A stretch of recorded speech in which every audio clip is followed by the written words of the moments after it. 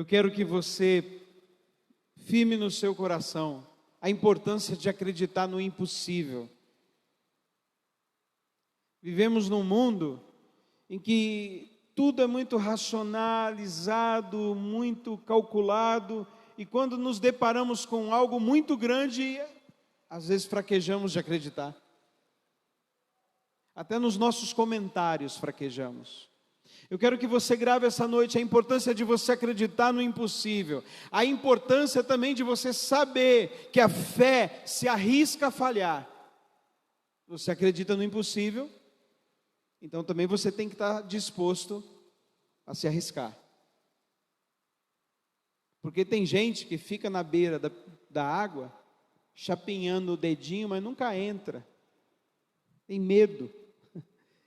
É importante você saber que acreditar no impossível inclui essa possibilidade arriscada até de falhar. E eu gostaria que você gravasse essa noite a importância de você levar a fé e a mensagem de fé para outras pessoas. Então, primeiro, acredite no impossível. Antes de ler o texto, eu vou te explicar o pano de fundo histórico dessa passagem. Reino de Samaria. Era o reino do norte de Israel no período da divisão dos reinos. No reino de Samaria, o rei Jorão reinava. Ele era filho de Acabe, aquele que casou com Jezabel. Esse menino foi criado num lar ímpio.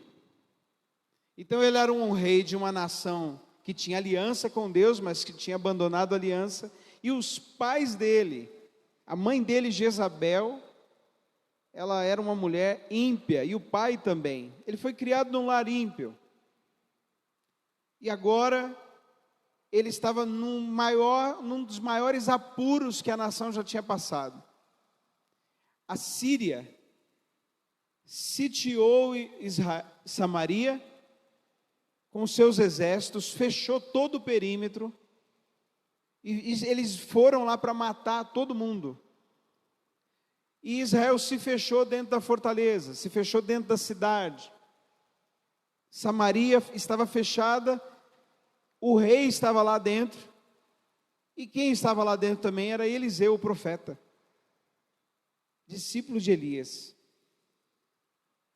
Porque quando o mal vem sobre um país, sofre o povo, sofrem os governantes, e os homens de Deus também estão no meio.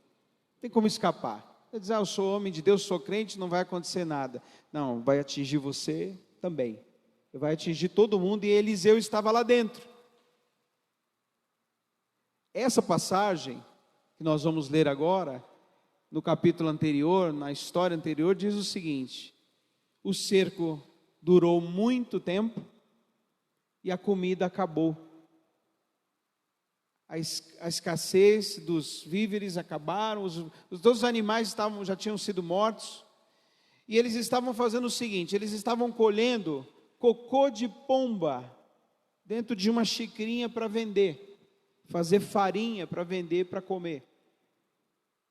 E o preço era absurdo para conseguir comer isso. É nessa passagem, nesse momento, que duas mulheres resolvem, com os bebês delas, resolvem fazer um acordo de matar o bebê, comer um, depois matar o outro e comer o outro. E essas mulheres foram até o rei, uma delas foi até o rei dizer: rei, eu quero que o senhor julgue a minha causa. Por que foi, minha filha?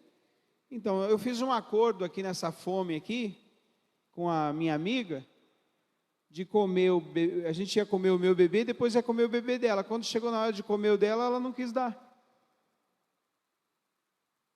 O rei entrou em desespero, em pânico, rasgou a roupa, e ele percebeu que a desgraça havia se instaurado no país.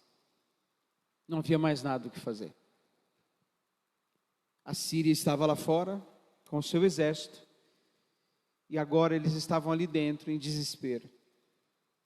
O rei estava enfesado com o profeta. Nós vemos num país muitas vezes isso. Os homens bons são perseguidos, porque são culpados das coisas que estão acontecendo. E o rei estava culpando Eliseu, que era o homem de Deus, diante de tudo aquilo que estava acontecendo. E a leitura se dá agora no capítulo 7, veja comigo, capítulo 7.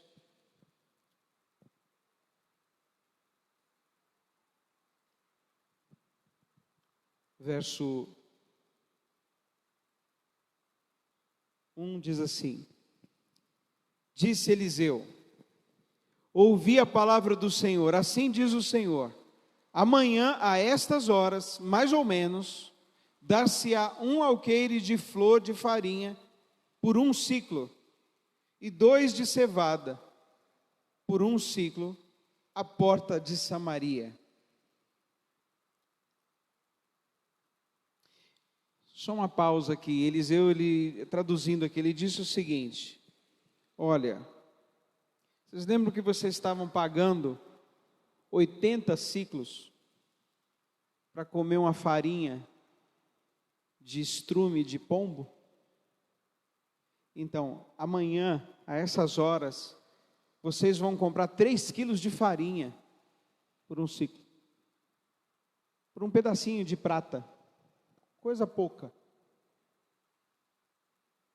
Amanhã,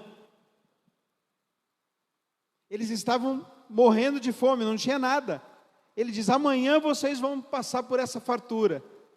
Verso 2: porém o capitão cujo braço o rei se apoiava, respondeu ao homem de Deus: ainda que o Senhor fizesse janelas no céu, poderia suceder isso?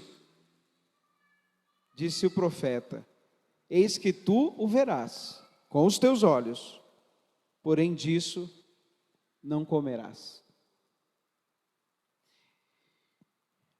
A Bíblia, ela tem uma exortação constante a respeito da falta de fé, constante a respeito da incredulidade. E se tem um ano que as pessoas foram provadas a respeito da fé, foi esse ano. Tudo foi sacudido. Você crê no quê? A saúde vem de onde? Quem te sustenta? Quem vai cuidar de você amanhã? Todos os dias os homens foram confrontados a acreditar e ter fé. E a Bíblia está sempre exortando, dizendo: quando você ouvir a voz do Senhor, quando você ler uma promessa, quando você receber uma palavra, creia. Creia. Porque se você não crer, pode ser que a misericórdia não te assista. Pode ser que você não venha desfrutar das bênçãos e das promessas por causa da incredulidade. Porque por causa da incredulidade o povo de Israel não entrou em Canaã. Por causa da incredulidade muitas pessoas não viram os milagres. Por causa da incredulidade muitos lares não têm paz. Não é por causa de dinheiro, não. É por causa de não crer na palavra, na exortação. Olha a situação desse capitão. Ele ouviu o impossível. Se alguém numa conversa trivial com você te fala alguma coisa que só Deus pode fazer, e a pessoa diz: olha, Deus vai prover, Deus vai cuidar, e a pessoa fala: desse jeito que está aí, não sei não, então não acontecerá com você. Com você não se dará. Se dará com aquele que ouve a palavra e diz: eu creio. É impossível, mas eu creio. Então, prepare-se para 2021, para acreditar no impossível. Porque para acreditar no possível, você não precisa vir para a igreja, não precisa ler Bíblia, não precisa orar. Você precisa de fazer tudo isso, para quando ouvir dizer algo assim incrível a respeito de sua família, de sua casa, de sua vida e de seu futuro, você diga: eu creio. Não fale como esse capitão, não fale: só se Deus fizer algo muito extraordinário, mas isso não vai ser possível, né? Eliseu respondeu na hora. O temperamento de Eliseu não era um temperamento assim muito doce, não. Na hora ele respondeu para o capitão: pois é, capitão, ver, você vai ver. Comer, você não vai comer. O Brasil vai prosperar, muita gente vai ver, mas não será próspero.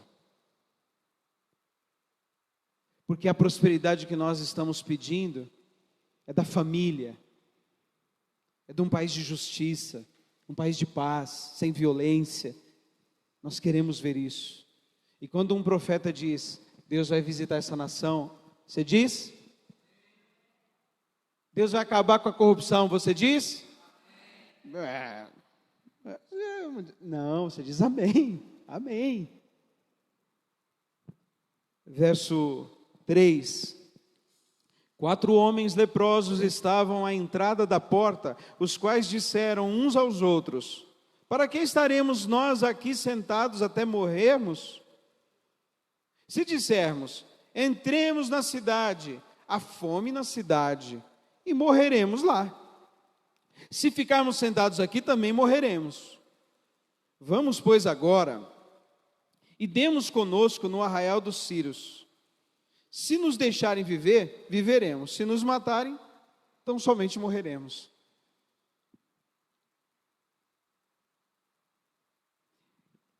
Essa passagem aqui tem muito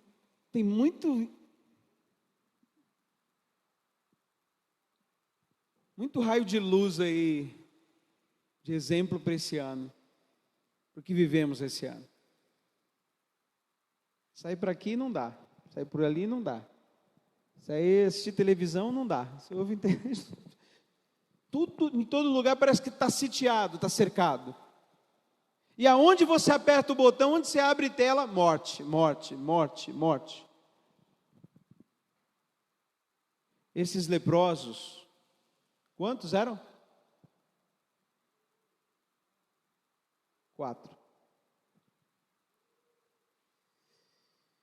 E você pode perguntar, mas por que eles estavam na porta da cidade? Porque leproso não podia entrar, porque era uma doença contagiosa, eram homens banidos. Homens que tinham testado positivo, estava banido, não podia estar em isolamento, estavam fora. Eles pensaram o seguinte: olha, morrer a gente vai morrer, né? Conclusão básica: morrer nós vamos morrer. A pergunta é: como que a gente quer morrer? Morrer entrando na cidade que não tem comida, morrer aqui, amínguo aqui também sem comida, ou morrer na mão dos soldados do inimigo? Aí eles calcularam o seguinte: olha, morrer na cidade é certo, morrer aqui é certo, mas enfrentar essa aventura pode ser que dê certo. Essa pode ser que dê certo. Eu não sei o que vai te acontecer o ano que vem, mas se ficar sentado, chorando situação, você vai morrer. Se ficar olhando para trás, vai morrer. Se você se levantar e se arriscar com alguma coisa embaixo de uma orientação bem simples, orando, você acorda de manhã em 2021, ora e sai. Você tem que falar com alguém, ora e vai. O não você já tem. Eu sempre conto aqui a história do Jack Witzel. Não, esse nome não é tão uma boa referência. É Witzel, eu acho que é isso. Fundador do Palavra da Vida. Uma missão maravilhosa aqui no Brasil e nos Estados Unidos. Esse homem, ele trabalhava com jovens, acampamento de jovens. Ele queria montar um acampamento de jovens e ele queria comprar uma ilha para montar o acampamento. Só que a ilha era em Nova York. E aí ele chegou e foi lá no catálogo e viu lá o anúncio, o preço da ilha, 7 milhões de dólares. Ele foi até o dono da ilha e conversou com ele, sentou, foi bem vestido, e conversou e falou: olha, eu tenho um projeto aqui para a sua ilha, aqui para esse lugar, para fazer um acampamento para jovens, para pregar o evangelho, e explicou para o dono e falou assim: eu queria comprar a sua ilha. Aí o dono falou: puxa, que bom, o valor de 7 milhões está um valor barato, né? O senhor tem quanto? Aí ele disse: eu tenho 700 mil. Mas é só o que o senhor tem? É só o que eu tenho, 700 mil dólares. O homem olhou para ele e falou assim: está vendido. Se você tivesse 700, você ia? Não, porque eu não tenho dinheiro. É tudo assim. Nós temos uma tendência às vezes do caramujo. Vamos fechar aqui, eu não tenho.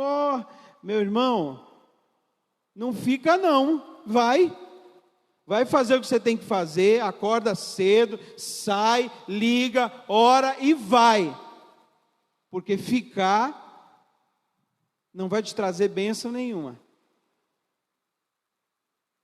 Vai.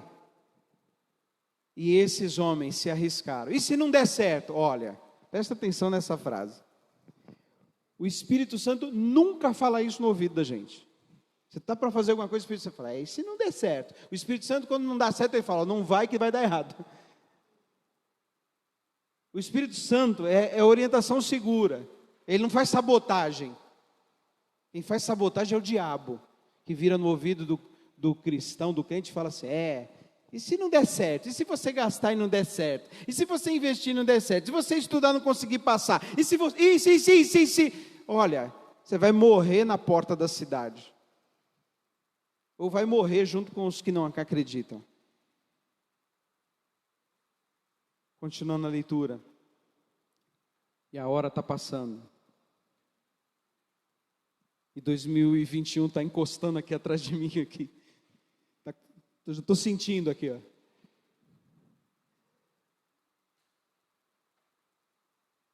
Verso 5. Levantaram-se ao anoitecer para se dirigirem ao arraial dos Círios. E tendo chegado à entrada do arraial, eis que não havia lá ninguém, porque o Senhor fizera ouvir no arraial dos Círios ruído de carros e de cavalos, e o ruído de um grande exército, de maneira que disseram uns aos outros: eis que o rei de Israel alugou contra nós os reis dos heteus e os reis dos egípcios para virem contra nós. Pelo que se levantaram e, fugindo ao anoitecer, deixaram suas tendas, os seus cavalos, os seus jumentos, o arraial que estava, como estava, e fugiram para salvar a sua vida. Vamos fazer uma pausa aí. Não é que você tem que se arriscar, que você vai sair de dia, né, irmão? Também não é assim, né? Os leprosos são 4, o exército sírio lá fora. Vamos sair de dia. Não, eles saíram de noite. Seja prudente na sua vida. Seja prudente. Saíram à noite, ao anoitecer. Quando chegaram no arraial, eles não entenderam. Esse texto aqui está explicando o que aconteceu, mas eles olharam e falaram: o que está acontecendo aqui que não tem ninguém? Mas o texto está nos explicando que Deus ligou uma caixa de som. Deus ganhou a guerra com som. Só o som. E o deslocamento do ar era tão forte do som, que os sírios, eles ouviam tremer dos cavalos, dos carros, e era um estrondo que estava vindo, que não existe. Hoje, se você ouvir um estrondo, você acha que é um som, um carro de som, mas naquela época não tinha isso. Como poderia alguém simular um som daquela natureza? eles fugiram para salvar as suas vidas.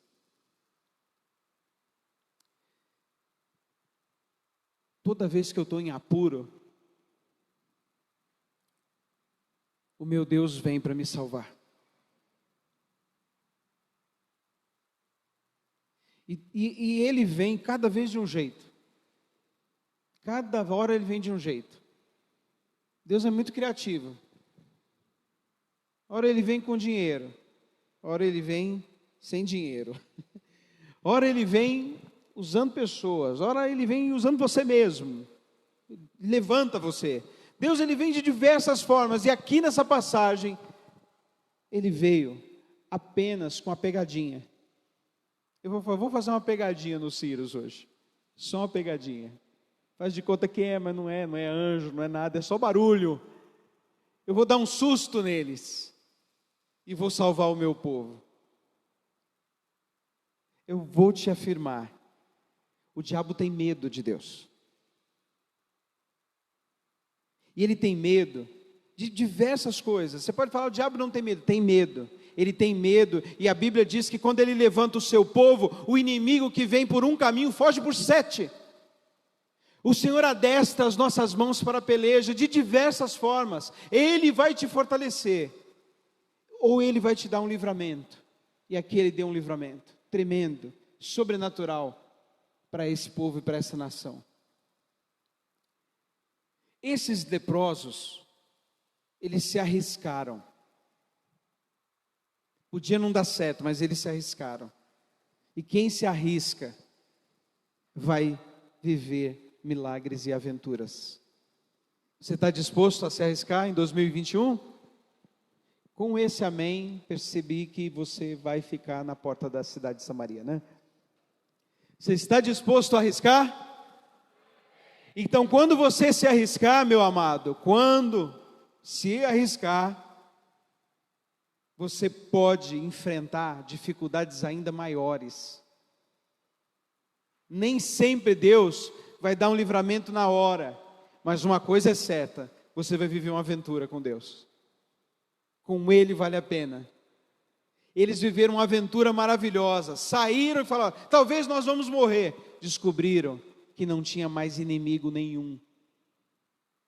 Aquilo tudo que você tinha medo, não tinha razão de ter medo. Quem viveu medo aqui esse ano? Depois você descobriu que não tinha razão para ter medo. Você não precisava ter medo. Deus já tinha ido adiante. Isso que esses leprosos descobriram.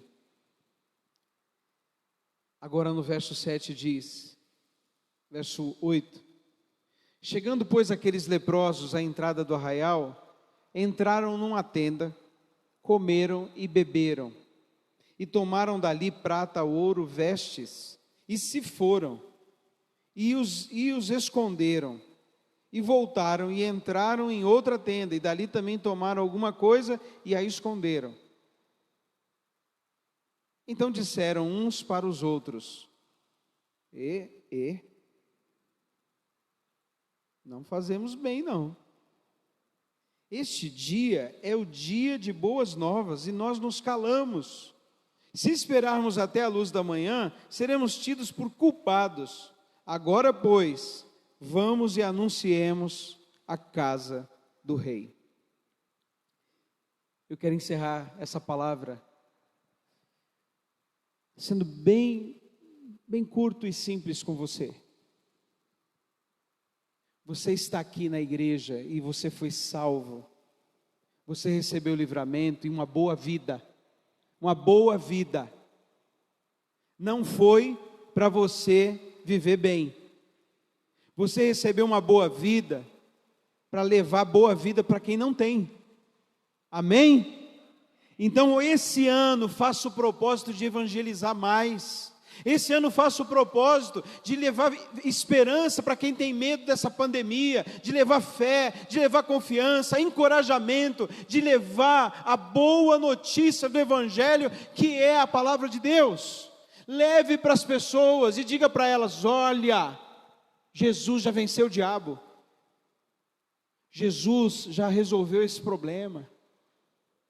Ah, mas eu não... Então, vai chegar provisão para sua casa agora. Meu irmão, qualquer crente que entrar numa casa onde tem demônio, miséria, dor, sofrimento, e ele orar ali dentro, o Senhor vai honrar a sua oração. Você crê nisso? Você é mensageiro do poder de Deus, das boas novas, vai lá e leva e fala: olha, a partir de hoje, sua vida vai mudar, porque Jesus te ama, Ele tem um plano para a sua vida. Meus irmãos, eu tenho entrado em casas de pessoas que não conhecem a palavra. Eu sentei ontem com crianças, para falar do evangelho para crianças de 10, 12 anos. Perguntei: você conhece a Bíblia, filha? Não. Você já ouviu alguma história bíblica? Não. A minha esposa estava contando para mim outro dia, que com 13 anos de idade, ela nunca tinha ouvido falar de Jesus. Você acredita nisso? Pessoas estão morrendo de sede e de fome, sitiadas por Satanás, sitiadas por essa mídia nojenta, sitiadas por esse mundo que jaz no maligno, e muitas vezes eles não sabem o que nós sabemos.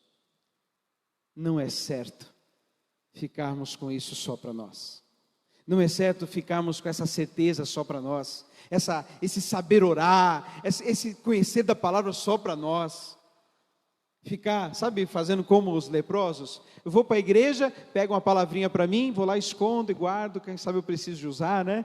Vou pegando ouro, prata e guardando para mim. Querido, nós não temos que guardar nada para nós aqui. Nós temos é que levar essa boa notícia lá e dizer: olha, tem comida lá. Evangelizar é isso. O mendigo que encontra pão vai avisar os outros mendigos, dizendo: olha, encontramos pão. Vai lá na casa do pão. Aqui é a casa do pão. Você é a casa do pão.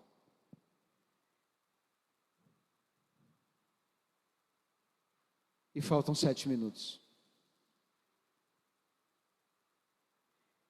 7 minutos. Em 7 minutos,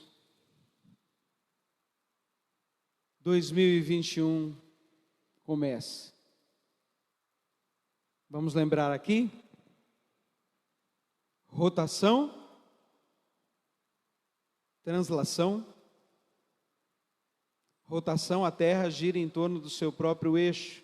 Translação, a Terra gira em torno do Sol.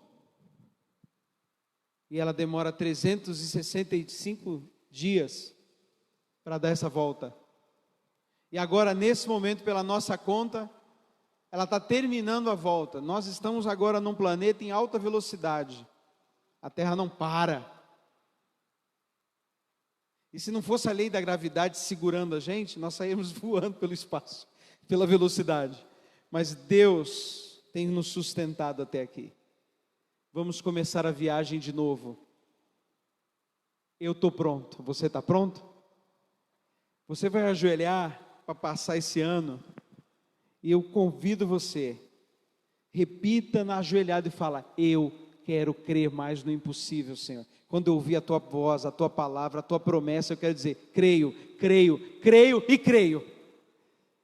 Ajoelhado, diga para o Senhor: Senhor, eu quero deixar de ser medroso, medrosa, eu quero me arriscar mais, eu quero andar, acordar e enfrentar as coisas, enfrentar os meus medos, resolver as coisas de maneira inteligente e cheia de fé. Ajoelhado, eu quero que você diga: Senhor, me leva para os meus familiares, que eles estão sitiados e com fome. Irmãos, irmãs, parentes, pai, mãe, me leva para os meus amigos, sitiados, morrendo de fome, porque Satanás os prendeu. Mas eu vou levar boa notícia para eles. Amém?